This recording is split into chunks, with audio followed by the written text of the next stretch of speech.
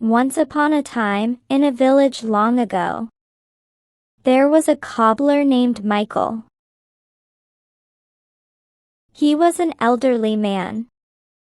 He had gray hair and tired eyes. Michael was a skilled shoemaker. He was known for making excellent shoes, far and wide.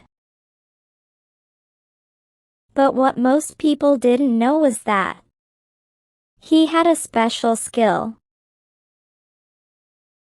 He could make slippers that could fly. One day, Michael told his friend about his secret talent. When they were sitting outside Michael's workshop, he said, "You know, my friend, I have a secret skill.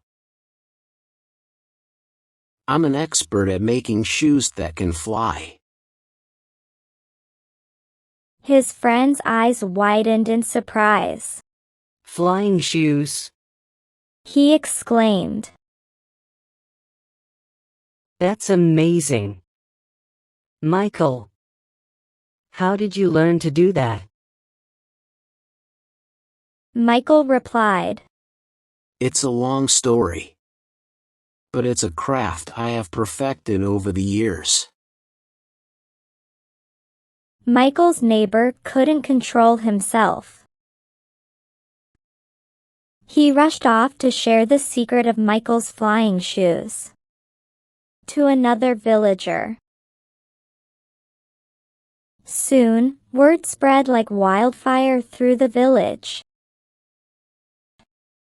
and curious townsfolk began gathering at Michael's shop. They were eager to catch a glimpse of those magical slippers. But Michael remained good-natured and continued his work. One morning, there came a man to Michael's shop who had a fierce mustache and long black beard. "I'm a minister from the royal court," said the man, showing his official seal. "I've heard that you know the art of making flying slippers. If you make me a pair, in return, I'll make you rich." "But first, let me know, sir, why you want them for?" asked Michael. "Just to become important in the king's court," the minister explained. "This way, I will win the king's favor." But Michael shook his head and said, "Pardon me, sir. The flying slippers are not for you." He turned down all the requests from the minister. The minister went back sadly. A few days later, a merchant came and bowed low before Michael and offered a bag full of gold coins. "Please accept it." The merchant began to plead. "And make a pair of flying slippers for me." Michael took no notice of the bag. He instead asked, "What do you want the slippers for?" "I want to fly," replied the merchant. "I want to collect wealth from around the world. Chunks of gold, diamonds, and jewels and—" "Then, my dear friend," Michael interrupted the merchant, "these slippers are not for you." the merchant had to leave, sadly. as Michael was busy mending his shoes. He heard the sound of galloping hooves. Within moments, a stranger came on a horse. Michael guessed that the man might belong to the royal family. He asked, Who are you?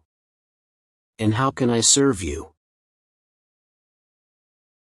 I'm the king. The man started saying in a majestic tone. I order you to make me a pair of flying slippers. Your Majesty. Michael said. You have got everything available on the face of the earth. Still, why do you need the slippers?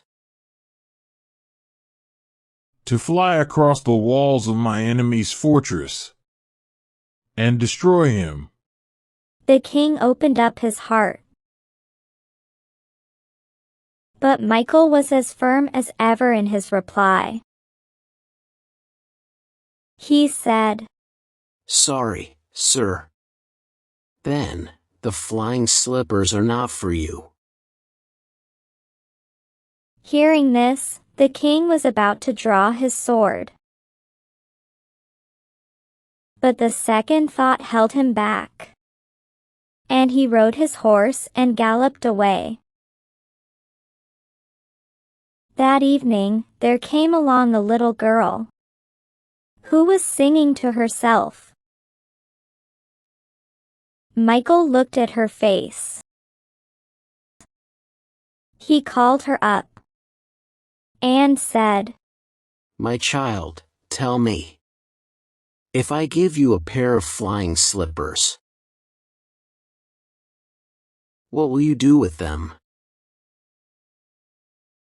I'll just fly and fly in the sky. The little girl answered. It will be really fun to fly over trees, over homes, over hills and rivers. And she began to clap and dance. Okay, Said Michael. then I will give you the flying slippers. They are really for you. Moral. Sometimes, the most extraordinary gifts are meant for those who cherish them with pure and simple hearts.